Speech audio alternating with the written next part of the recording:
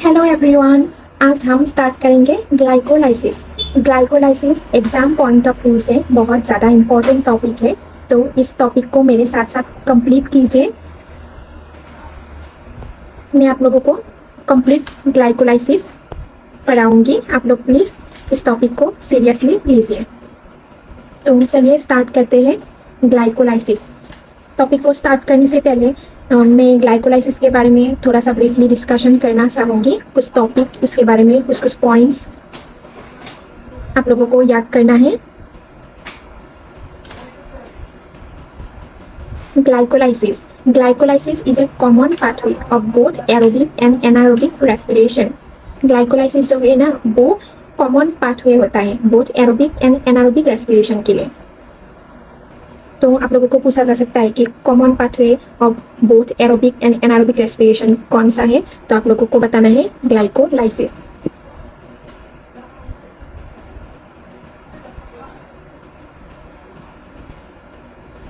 Partial breakdown of glucose to produce 2 molecules of pyruvic acid. Glycolysis में glucose का partial breakdown होता है और 2 molecules of pyruvic acid produce होता है। तो ग्लाइकोलाइसिस का एंड प्रोडक्ट आप लोगों को पूछा जाए तो आप लोगों को बोलना है 2 molecules of pyruvic acid. 2 molecules of pyruvic acid at the end of glycolysis. Glycolysis के एंड में 2 molecules of pyruvic acid produce होता है। The enzymatic machinery of glycolysis present in all living cell. It occurs in cytoplasm of a cell. Glycolysis कहाँ होता है, तो आप लोगों को बताना है साइटोप्लाज्म। सेल के साइटोप्लाज्म में ग्लाइकोलाइसिस होता है। ये भी एग्जाम में पूछा जा सकता है कि ग्लाइकोलाइसिस कहाँ होता है, तो आप लोगों को बोलना है cytoplasm, cytoplasm of a cell.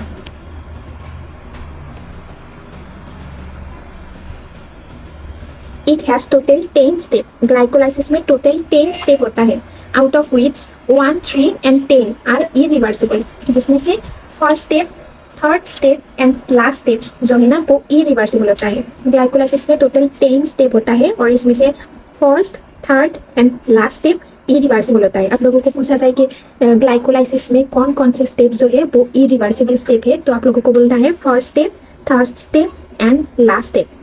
10 step होता है तो लास्ट नंबर स्टेप भी इरिवर्सिबल होता है। It is also called as EMP pathway. EMP pathway और ग्लाइकोलाइसिस सेम है। इसको EMP पाथवे क्यों बोला गया, तो आप लोगों को बोलना है ग्लाइकोलाइसिस 3 साइंटिस्ट ने दिया था, एम्डेन, मेयरहॉफ एंड पार्नास। इन तीनों साइंटिस्ट के नाम के अकॉर्डिंग ही इसका नाम EMP पाथवे रखा गया है। तो glycolysis is also called as EMP pathway. No oxygen is used, no carbon dioxide is released. During glycolysis oxygen का कोई यूज नहीं होता है और ना ही कार्बन डाइऑक्साइड रिलीज होता है।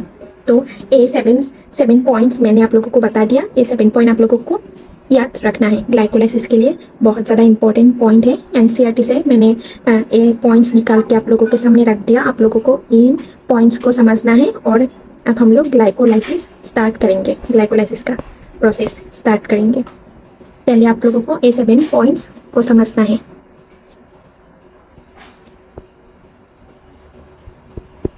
ग्लाइकोलाइसिस अब हम स्टार्ट करेंगे। तो ग्लाइकोलाइसिस में फर्स्ट स्टेप में होगा ग्लूकोज। ग्लूकोज से बनेगा ग्लूकोज 6 फॉस्फेट। ग्लूकोज से बनेगा ग्लूकोज 6 फॉस्फेट। पहले मैं थोड़ा सा ब्रीफली बता दूंगी आप लोगों को, फिर इसके बारे में डिटेल में हम लोग डिस्कस करेंगे। सारे स्टेप, एक एक स्टेप को हम लोग डिटेल में डिस्कस करेंगे। पूरा 10 स्टेप तक हम लोग डिस्कस करेंगे। पहले आप लोगों को एक ओवरव्यू दे देते हैं कि ग्लाइकोलाइसिस में क्या क्या होता है। पहले तो ग्लूकोज मॉलिक्यूल से बनता है ग्लूकोज 6 फॉस्फेट। ग्लूकोज में 6 कार्बन एटम होता है और ATP यूज होता है, क्योंकि फर्स्ट स्टेप जो है ना वो होता है फॉस्फोराइलेशन स्टेप। तो ग्लूकोज से बनता है एक फॉस्फेट, ग्लूकोज के अंदर ले लेता है तो ग्लूकोज से बन जाता है ग्लूकोज 6 फॉस्फेट। फिर ग्लूकोज 6 फॉस्फेट से बनता है फ्रुक्टोज 6 फॉस्फेट। ग्लूकोज 6 फॉस्फेट से बन गया फ्रुक्टोज 6 फॉस्फेट। ये बेसिकली आइसोमराइजेशन स्टेप है। आइसोमराइजेशन हम लोग केमिस्ट्री में भी पढ़ते हैं, ये सेम स्टेप है। दोनों में number of carbon atom same है, दोनों में 6 कार्बन एटम होते हैं, दोनों में number of carbon atom same होते हैं। ग्लूकोज 6 फॉस्फेट से बन गया फ्रुक्टोज 6 फॉस्फेट। फिर फ्रुक्टोज 6 फॉस्फेट से बन गया फ्रुक्टोज 1,6 20 फॉस्फेट, फिर से एटीपी का यूज हुआ। ए फर्स्ट स्टेप में एटीपी का यूज हुआ और ए वाला सेकेंड स्टेप में भी एटीपी का यूज किया गया। तो इसमें 1 एटीपी, इसमें 1 एटीपी, 2 एटीपी, 2 एटीपी का यूज किया गया इन दोनों स्टेप में। फ्रुक्टोज 6 फॉस्फेट से बना फ्रुक्टोज 1,6,20 फॉस्फेट। फ्रुक्टोज 1,6,20 फॉस्फेट के बाद हो जाएगा क्लीवेज। क्लीवेज वाले स्टेप में बन जाएगा डाई हाइड्रोक्सी एसीटोन फॉस्फेट।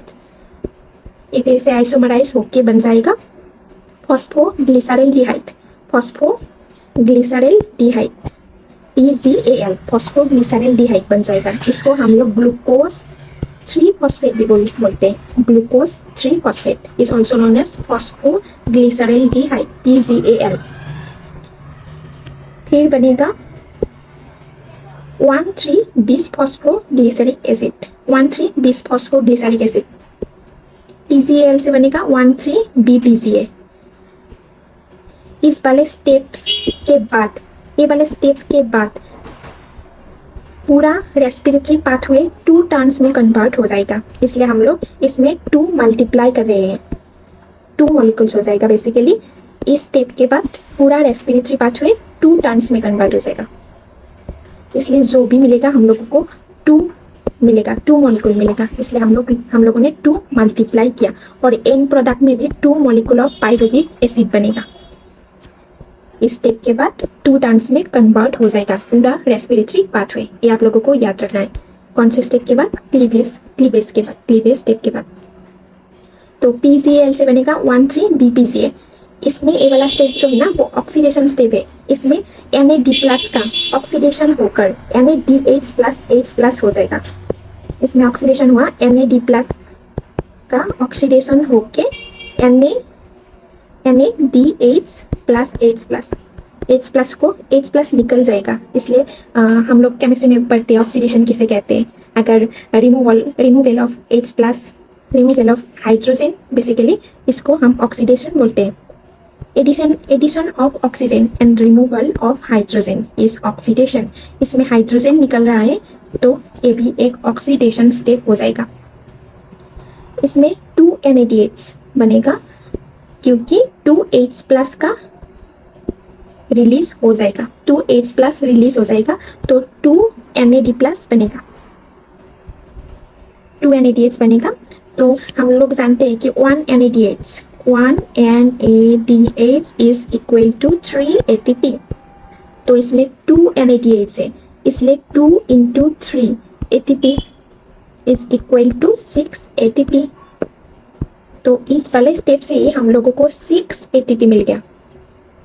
आगे चल के हम लोग जब ATP का कैलकुलेशन करेंगे तो ये काफ़ी ज़्यादा इम्पोर्टेंट होगा हमारे लिए, एग्जाम पॉइंट ऑफ व्यू से भी काफ़ी ज़्यादा इम्पोर्टेंट है ग्लाइकोलाइसिस का ATP कैलकुलेशन। तो आप लोगों को याद रखना है कि कौन सा स्टेप में 6 ATP मॉलिक्यूल्स बनेगा। तो आप लोगों को बोलना है ऑक्सीडेशन स्टेप में, क्योंकि ऑक्सीडेशन स्टेप में 2 NADH बनता है और 1 NADH से 3 ATP, तो 2 NADH से 6 ATP। इस वाले स्टेप में 6 ATP हम लोगों को मिल जाएगा, डायरेक्ट 6 ATP मिल जाएगा। फिर आगे हम लोग नेक्स्ट स्टेप में 1,3-20 फॉस्फोग्लिसरिक एसिड, 1,3-BPGA से बनेगा 3PGA, 3 फॉस्फोग्लिसरिक एसिड। ये वाला स्टेप है SLP, सबस्ट्रेट लेवल फॉस्फोराइलेशन। इस वाले स्टेप को हम बोलेंगे SLP। 1,3-BPGA से बनेगा 3PGA। हम लोगों को एग्जाम में पूछा जा सकता है ग्लाइकोलाइसिस में कितना SLP बनता है, तो 2 स्टेप में SLP है। आप लोगों को बताना है, एग्जाम में ऑप्शन दे के आ जाएगा कि कौन सा स्टेप जो है ना वो ग्लाइकोलाइसिस का SLP स्टेप है। तो ऑप्शन में ए वाला स्टेप दे देगा, ए वाला स्टेप दे देगा, ए वाला स्टेप दे देगा और ए वाला स्टेप दे देगा। तो आप लोगों को याद रखना है कि ए वाला स्टेप जो है ना वो SLP है। 1,3-BPGA से 3PGA, 1,3-20 फॉस्फोग्लिसरिक एसिड से 3 फॉस्फोग्लिसरिक एसिड, ए वाला है SLP। आप लोग को डायरेक्ट याद रखना है, डायरेक्ट एग्जाम में इससे क्वेश्चन बन सकता है। तो एक SLP से हमें 2 ATP मिलेगा, ये डायरेक्ट है, हम लोगों को याद रखना है। एक SLP से 2 ATP बनता है, हम लोगों को याद रखना है, एक SLP से बनेगा 2 ATP। फिर हो गया 3PGA से 2PGA। ये बेसिकली हम लोगों ने जो देखा था आइसोमराइजेशन स्टेप, ए वाला स्टेप है isomerisation step, number of carbon atom same होता है। तो ए वाला भी है isomerisation step. Number of carbon atom दोनों में सेम है। 3 PCA से बना 2 PCA। 3 फॉस्फोग्लिसरिक एसिड से बना 2 फॉस्फोग्लिसरिक एसिड। इसके बाद वाला स्टेप है इनोलेस स्टेप, जिसमें H2O रिलीज होता है। तो इस स्टेप को हम लोग बोलते हैं इनोलेस स्टेप। इसमें 2 PCA से बनता है फॉस्फोइनोल पाइरुविक एसिड। 2 PCA से बनेगा पेप। इसमें H2O रिलीज होगा। इस स्टेप को बोला जाता है इनोलेस स्टेप। फिर फॉस्फोइनोल पाइरुविक एसिड से बनेगा पाइरुविक एसिड। ग्लाइकोलाइसिस का ये लास्ट स्टेप है, जिसमें फॉस्फोइनोल पाइरुविक एसिड से पाइरुविक एसिड बनता है। 2 molecules of pyruvic acid. A and product of glycolysis होता है। And product of glycolysis 2 molecules of pyruvic acid. ये लास्ट स्टेप भी SLP स्टेप होता है। इसमें भी 2 ATP बनता है। SLP स्टेप में हम लोगों ने पहले भी पढ़ा था कि 2 ATP बनेगा। ये लास्ट स्टेप भी SLP है, जिसमें डायरेक्ट ATP मिलता है। 2 ATP इसमें भी मिलेगा। तो ATP कैलकुलेशन के लिए हम लोग देख लेते हैं। ऑक्सीडेशन स्टेप में हम लोगों को मिला 6 ATP। फिर 2 SLP हो गया, हम लोगों को 4 ATP मिल गया। 4 ATP 2 SLP से मिल गया। 2 SLP से मिल गया 4 ATP। और ऑक्सीडेशन वाले स्टेप से मिल गया 6 ATP। तो 6 + 4 हम लोगों को मिल गया 10 ATP। 10 ATP हम लोगों को मिल गया। और पहले वाले स्टेप में और थर्ड स्टेप में हम लोगों ने 2 मॉलिक्यूल्स ऑफ ATP का यूज किया था, तो ये भी तो माइनस करना पड़ेगा। तो 10 ATP से हम लोग माइनस कर देंगे 2 ATP का। तो कितना बचेगा? नेट ATP 8 ATP बच जाएगा। तो ग्लाइकोलाइसिस में नेट 8 ATP हम लोगों को मिल जाएगा। इन एरोबिक रेस्पिरेशन, अगर एनारोबिक रेस्पिरेशन दिया जाए तो एनारोबिक में ऑक्सीडेशन वाला स्टेप नहीं होगा। तब हम लोग 2 SLP का काउंट करेंगे। 2 SLP से हम लोगों को मिल जाएगा 4 ATP और 2 माइनस करना पड़ेगा। तब हम लोगों का नेट ATP 4 - 2 = 2 ATP मिलेगा एनारोबिक रेस्पिरेशन में। लेकिन एरोबिक रेस्पिरेशन में हम लोगों को ग्लाइकोलाइसिस में 8 ATP मिलेगा। ये हो गया ग्लाइकोलाइसिस का ATP कैलकुलेशन। अब हम लोग सारे स्टेप को एक एक करके फर्स्ट स्टेप से 10th स्टेप तक हम लोग ग्लाइकोलाइसिस का डिस्कशन करेंगे। एक बार आप लोग इसे समझ लो तो इसको याद करना भी काफ़ी ज़्यादा इजी हो जाएगा। एक बार डिटेल में इसका डिस्कशन करेंगे, फिर आप लोग ए वाला चार्ट याद रखना। ए वाला इजीली आप लोगों का सारे क्वेश्चन इसी चार्ट में से बन जाएगा। 2-3 बार आप लोग लिख के प्रैक्टिस करना, तो आप लोगों को इजीली याद हो जाएगा सारा ATP, किसमें कितना ATP है, किसमें क्या क्या रिमूव हुआ, किसमें ऑक्सीजन कौन सा वाला स्टेप ऑक्सीडेशन स्टेप है, कौन सा वाला क्लीवेज स्टेप है, किसमें ATP का यूज़ हुआ, किसमें ATP प्रोड्यूस हुआ। ये सारे आप लोगों को याद हो जाएंगे। आप लोग 2-3 बार इसको लिख के प्रैक्टिस करना। अब हम लोग आगे ग्लाइकोलाइसिस के फर्स्ट स्टेप में एक एक करके हम लोग 10th स्टेप तक हम लोग इसका डिस्कशन करेंगे। तो फर्स्ट स्टेप हो गया फॉस्फोराइलेशन स्टेप। फॉस्फोराइलेशन स्टेप, इसमें ग्लूकोज कन्वर्ट हो जाता है ग्लूकोज 6 फॉस्फेट में। इसमें भी 6 कार्बन एटम है और इसमें भी 6 कार्बन एटम है। ये इन्वेस्टमेंट स्टेप होता है, क्योंकि हम लोग इसमें ATP का यूज़ करते हैं। ATP यूज़ होके बन जाता है ATP प्लस इनऑर्गेनिक फॉस्फेट। इस स्टेप में ग्लूकोज से बन जाता है ग्लूकोज 6 फॉस्फेट।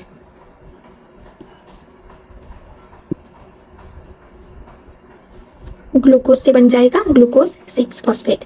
ATP का यूज़ होगा इसमें, और ATP प्लस इनऑर्गेनिक फॉस्फेट में ATP का यूज़ होके इसमें कन्वर्ट हो जाएगा। फॉस्फोराइलेशन स्टेप, इसको आप लोगों को याद रखना है। ये वाला स्टेप है इन्वेस्टमेंट स्टेप, क्योंकि इसमें ATP का यूज़ हुआ। तो ये स्टेप हो गया इन्वेस्टमेंट स्टेप। और इसमें कौन सा एंजाइम यूज हुआ, अगर ये आप लोगों को एग्जाम में पूछा जाए तो आप लोगों को बोलना है इसमें जो एंजाइम यूज़ किया गया वो है हेक्सोकाइनेस। ये बहुत इंपॉर्टेंट है, हेक्सोकाइनेस। इसको हम लोग ग्लूकोकाइनेस भी बोलते हैं, और हेक्सोकाइनेस भी बोलते हैं। फॉस्फोराइलेशन स्टेप में यूज होता है ग्लूकोकाइनेस और हेक्सोकाइनेस एंजाइम। आप लोगों को एंजाइम पूछा जाए तो बोलना है ग्लूकोकाइनेस और हेक्सोकाइनेस। इसमें ग्लूकोज कन्वर्ट होकर बन जाएगा ग्लूकोज 6 फॉस्फेट। ये इन्वेस्टमेंट स्टेप है, इसमें एटीपी का यूज हुआ है। एटीपी यूज होके बन जाता है ATP plus inorganic phosphate. Second step होता है आइसोमेराइजेशन स्टेप। इसमें ग्लूकोज 6 फॉस्फेट फ्रुक्टोज 6 फॉस्फेट में कन्वर्ट हो जाता है। दोनों में number of carbon atom same है, 6 कार्बन एटम। इसमें direct glucose 6 phosphate fructose 6 phosphate में कन्वर्ट हो जाएगा। और इसमें जो एंजाइम यूज होगा वो है फॉस्फोग्लूको आइसोमेरेज। तो सेकेंड स्टेप में जो एंजाइम यूज होता है ये ज़्यादा इंपॉर्टेंट तो नहीं है, फिर भी आप लोगों को अगर इजीली याद होता है तो आप लोग याद कर लेना। इसमें जो एंजाइम है वो है फॉस्फोग्लूको आइसोमेरेज। पहला वाला एंजाइम तो इम्पोर्टेंट है, हेक्सोकाइनेस। एनसीईआरटी में भी मेंशन किया गया है इसके बारे में। तो आप लोगों को पहला वाला एंजाइम तो याद रखना ही रखना है, और अगर दूसरा वाला एंजाइम भी याद होता है तो काफ़ी अच्छा है, अगर नहीं भी होता है तो भी चल जाएगा। आप लोगों को बस सारे स्टेप को याद रखना है। ग्लूकोज 6 फॉस्फेट से बन जाएगा फ्रुक्टोज 6 फॉस्फेट। इसमें number of carbon atom same होगा, तो इसको बोलेंगे हम आइसोमेराइजेशन स्टेप। इसके बाद आएगा थर्ड स्टेप, फॉस्फोराइलेशन स्टेप। पहला वाला भी फॉस्फोराइलेशन स्टेप था और थर्ड स्टेप भी जो है वो भी फॉस्फोराइलेशन स्टेप है, क्योंकि इसमें एटीपी का यूज हुआ। पहले भी देख लीजिए एटीपी का यूज हुआ, थर्ड स्टेप में भी एटीपी का यूज हुआ। इसमें फ्रुक्टोज 6 फॉस्फेट, हम लोगों ने सेकेंड स्टेप में फ्रुक्टोज 6 फॉस्फेट तक बना लिया था, तो अब हम लोग फ्रुक्टोज 6 फॉस्फेट से बनाएंगे फ्रुक्टोज 1,6 बिस फॉस्फेट। इसमें फॉस्फोरिक एसिड आ गया, तो इसमें एटीपी का यूज करना पड़ेगा, तो ये भी हो जाएगा इन्वेस्टमेंट स्टेप, क्योंकि एटीपी का यूज हुआ इसलिए इसको भी इन्वेस्टमेंट स्टेप बोलेंगे। पूरे ग्लाइकोलाइसिस में 2 स्टेप ऐसा है जो कि इन्वेस्टमेंट स्टेप होता है, जिसमें एटीपी का यूज होता है। आगे चल के जब हम लोग एटीपी का मैंने बता ही दिया था आप लोगों को, फिर भी अगर हम लोग जब एटीपी काउंट करेंगे कैलकुलेशन ऑफ एटीपी में, फिर भी वहाँ पर भी 2 एटीपी का माइनस करना पड़ेगा, क्योंकि ये दोनों इन्वेस्टमेंट स्टेप है। 2 एटीपी का माइनस करना पड़ेगा, इसलिए पूरे ग्लाइकोलाइसिस में ये 2 स्टेप ही इन्वेस्टमेंट स्टेप होता है, जिसमें एटीपी का यूज हुआ होता है। फ्रुक्टोज 6 फॉस्फेट से बन जाएगा फ्रुक्टोज 1,6 बिस फॉस्फेट। इसमें एटीपी का यूज होगा, और इसमें जो एंजाइम होगा वो बहुत ज़्यादा इंपॉर्टेंट एंजाइम है। आप लोगों को ये वाला एंजाइम याद रखना है। इसमें जो एंजाइम यूज होगा, मैंने 3 स्टार कर दिया है, आप लोगों को ये वाला एंजाइम याद रखना है। Phosphofructokinase, PFK, phosphofructokinase. इसको हम लोग पेसमेकर ऑफ ग्लाइकोलाइसिस बोलते हैं। पूरे ग्लाइकोलाइसिस में ये वाला एंजाइम काफ़ी ज़्यादा इंपॉर्टेंट रोल प्ले करता है, इसलिए इसको बोला जाता है pacemaker of glycolysis, because it's regulate the rate of glycolysis. पूरे ग्लाइकोलाइसिस का रेट ये वाला एंजाइम रेगुलेट करता है, तो इसको हम लोग बोलेंगे pacemaker of glycolysis.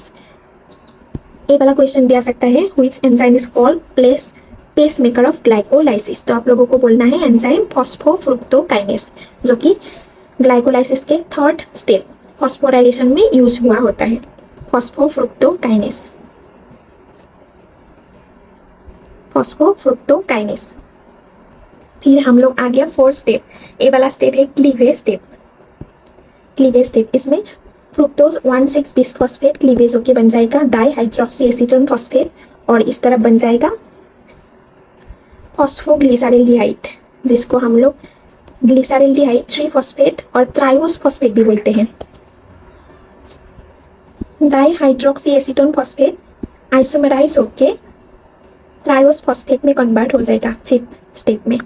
5th step में डाईहाइड्रोक्सी एसीटोन फॉस्फेट जो है ना, वो ग्लिसरल्डिहाइड 3 फॉस्फेट, 3 नाम है आप लोगों को याद रखना है, ट्राइओस फॉस्फेट, फॉस्फोग्लिसरल्डिहाइड और ग्लिसरल्डिहाइड 3 फॉस्फेट, इसमें कन्वर्ट हो जाएगा आइसोमेराइज होके।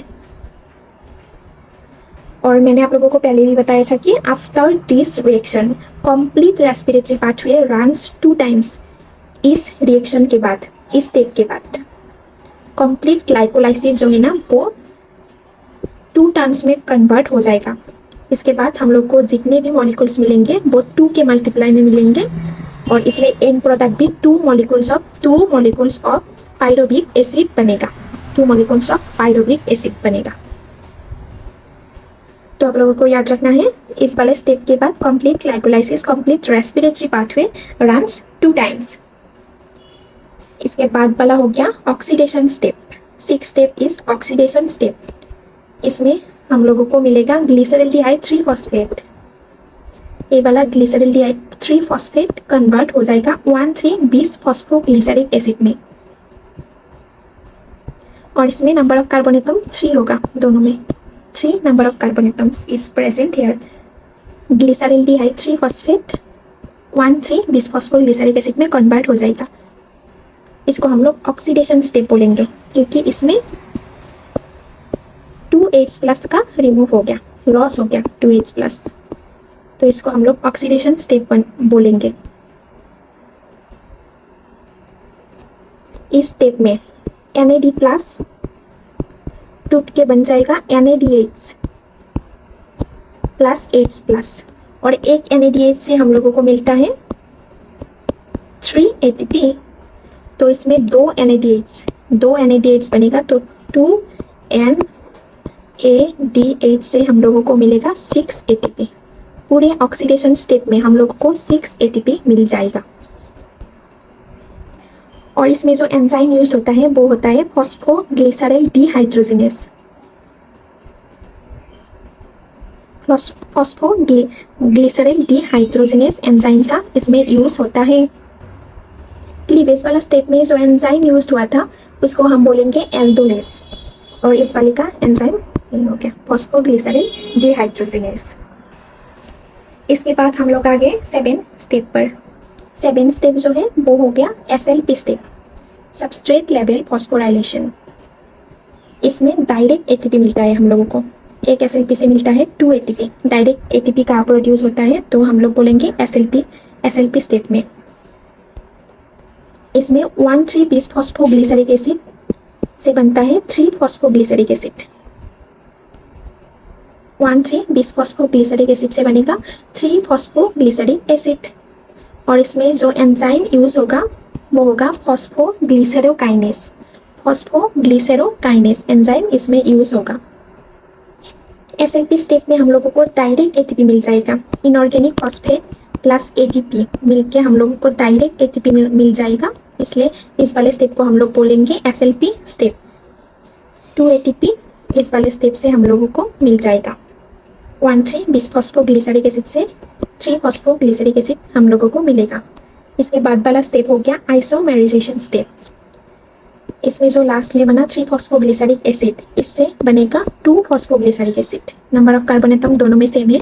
पहले भी हम लोगों ने आइसोमेराइजेशन स्टेप का डिस्कशन किया था। सेकेंड स्टेप आइसोमेराइजेशन स्टेप होता है, और 8 स्टेप भी आइसोमेराइजेशन स्टेप होता है।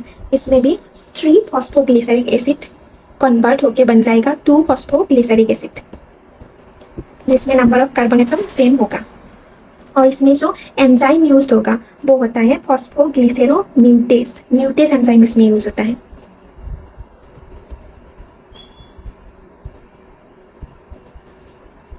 म्यूटेस एंजाइम इसमें यूज हो जाएगा। 9 नंबर ऑफ स्टेप है, 9th स्टेप है डिहाइड्रेशन स्टेप। इसमें 2 phosphoglyceric acid phosphoenol pyruvic acid में कन्वर्ट हो जाएगा। इसमें H2O वाटर मॉलिक्यूल रिलीज हो जाएगा, तो इसको हम लोग बोलेंगे इनोलेस स्टेप। मतलब एंजाइम इसमें इनोलेस यूज होगा डिहाइड्रेशन स्टेप में। वाटर मॉलिक्यूल रिमूव हो गया, इसलिए हम लोग इसको बोलेंगे डिहाइड्रेशन स्टेप, और जो एंजाइम यूज होगा उसको बोलेंगे इनोलेस। 2 फॉस्फोग्लिसरिक एसिड से हम लोग को मिल गया फॉस्फोइनोल पाइरुविक एसिड, जिसको हम पेप बोलते हैं, PEP, फॉस्फोइनोल पाइरुविक एसिड। सबसे लास्ट स्टेप SLP, फिर से आ गया हम लोगों के पास SLP, सबस्ट्रेट लेवल फॉस्फोराइलेशन। इसमें phosphoenol pyruvic acid last step में हम लोगों को मिला था पेप से बनेगा pyruvic acid, 2 molecules of pyruvic acid. PEP से बन जाएगा 2 molecules of pyruvic acid, 2 molecules of pyruvic acid. ये वाला स्टेप भी है SLP स्टेप। इसमें भी इनऑर्गेनिक फॉस्फेट प्लस ADP मिलके बन जाएगा एटीपी। एटीपी का फॉर्मेशन होगा, डायरेक्ट एटीपी इस वाले स्टेप से हम लोगों को मिल जाएगा। तो ये वाला स्टेप हो गया एसएलपी स्टेप, जिसमें पेप कन्वर्ट होके 2 मॉलिक्यूल्स ऑफ पायरुविक एसिड हम लोगों को मिल जाते हैं। तो अगर आप लोगों को पूछा जाए कि ग्लाइकोलाइसिस का एंड प्रोडक्ट क्या है, तो यही है हम लोग का and product of glycolysis, 2 molecules of pyruvic acid. और इसमें नंबर ऑफ कार्बन एटम्स कितना होता है? 3 कार्बन एटम्स पायरुविक एसिड में होता है। ये हो गया आप लोगों का कंप्लीट ग्लाइकोलाइसिस। अगर एटीपी काउंट करने को बोले तो आप लोगों को याद रखना है, पहला वाला हो गया इन्वेस्टमेंट स्टेप।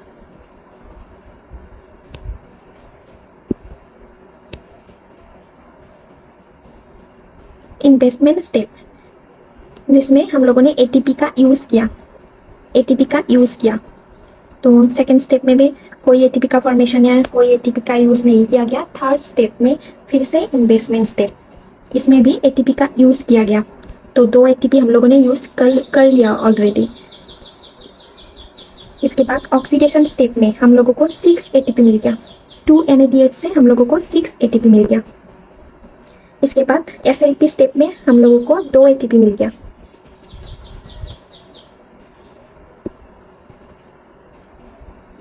दो एटीपी SLP से मिल गया। और इसके बाद एक और SLP स्टेप है, इसमें भी हम लोगों को 2 एटीपी मिल गया। तो टोटल एटीपी आप लोगों को बोलना है, इसमें 2 एटीपी, इसमें 2 एटीपी, और ए वाला हो गया 6 एटीपी। 6 + 2 + 2 = 10 एटीपी हम लोगों को मिल गया। और इसमें एटीपी हम लोगों ने यूज़ किया, इन्वेस्ट किया। तो 10 - 2 = 8 एटीपी हम लोगों को ग्लाइकोलाइसिस में मिल जाएगा। 6 एटीपी हम लोगों को ऑक्सीडेशन वाले स्टेप से मिल गया, और 4 एटीपी हम लोगों को मिल गया। 2 + 2 SLP में मिल गया हम लोगों को 10 एटीपी हम लोगों को मिल गया। 10 एटीपी हम लोगों को मिल गया। और हम लोगों ने इन्वेस्ट कितना किया? 2 एटीपी। 2 एटीपी हम लोगों ने इन्वेस्ट किया, तो इसको हम लोग माइनस करेंगे। तो हम लोगों को कितना मिल गया? 8 एटीपी हम लोगों को मिल गया। 8 एटीपी हम लोगों को पूरे ग्लाइकोलाइसिस में 8 एटीपी हम लोगों को मिल जाएगा। 10 - 2 = 8 एटीपी हम लोगों को पूरे ग्लाइकोलाइसिस में मिल जाएगा।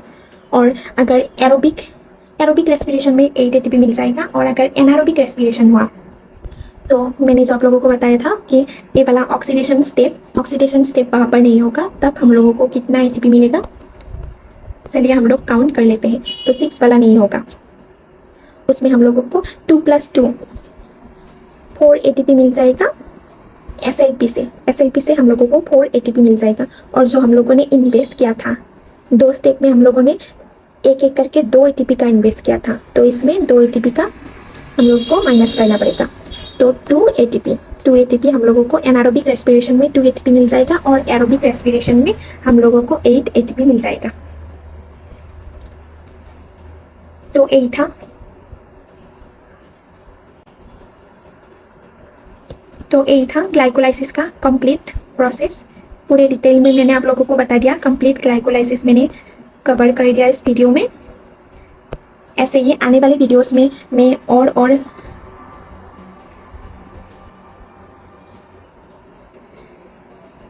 और ज़्यादा इंटरेस्टिंग टॉपिक लेके आऊँगी। तो आने वाले वीडियोस का आप लोग वेट कीजिए। तब तक आप लोग अच्छे से पढ़ाई करना। ऐसे ही मैं और इंटरेस्टिंग वीडियो आप लोगों के लिए लेके आऊँगी, छोटे छोटे टॉपिक जिसमें आप लोगों के सारे कॉन्सेप्ट क्लियर हो जाए और आप लोग एग्ज़ाम में इसको इजीली अटेम्प्ट कर पाओ। तब तक के लिए आप लोग पढ़ाई करते रहिए और ग्लाइकोलाइसिस रिवाइज करते रहिए। मैंने जो ये चार्ट आप लोगों को दिया था, ये आप लोगों को 2-3 बार, एटलीस्ट 3 बार तो आप लोगों को लिखकर प्रैक्टिस करना है, तब आप लोगों को इजीली याद हो जाएगा। ग्लूकोज से बन गया ग्लूकोज 6 फॉस्फेट, इसी तरह शॉर्ट फॉर्म में आप लोग लिखिए। ग्लूकोज से बन गया ग्लूकोज 6 फॉस्फेट, फिर उससे बन गया फ्रुक्टोज 6 फॉस्फेट, फ्रुक्टोज 6 फॉस्फेट से बन गया फ्रुक्टोज 1,6 फॉस्फेट, फिर क्लीवेज हो गया, डाईहाइड्रोक्सी एसीटोन फॉस्फेट बन गया और आइसोमेराइज होकर बन गया पागल। इसको हम लोग पागल, PGAL। न्यूमोनिक बनाकर ऐसे याद करते हैं ना, तो आप लोग भी ऐसे याद करना, पागल। इसको मैंने देखा है बहुत लोगों ने ऐसे करके याद किया है, न्यूमोनिक बना के PGAL। तो आप लोग भी ऐसे याद कर सकते हो। PGL से बनेगा 1,3-bis फॉस्फोग्लिसरिक एसिड, फिर 1,3-bis फॉस्फोग्लिसरिक एसिड से बन जाएगा 3-फॉस्फोग्लिसरिक एसिड, फिर 2-फॉस्फोग्लिसरिक एसिड, उससे बन जाएगा पेप, और पेप से फाइनली बन जाएगा 2 molecules of pyruvic acid which is the end product of glycolysis. तो आप लोगों को ऐसे शार्ट बना के शॉर्ट फॉर्म में ऐसे 2-3 बार लिख लिख कर प्रैक्टिस करना है, और आप लोगों को इजीली कंप्लीट ग्लाइकोलाइसिस याद हो जाएगा। और एटीपी वाला कैलकुलेशन तो मैंने आप लोगों को बता ही दिया है, तो इससे जो जो भी क्वेश्चंस बन के आ सकते हैं आप लोग अटेम्प्ट कर पाओगे। तो यही था आज के लिए, तब तक के लिए आप लोग पढ़ाई करते रहिए।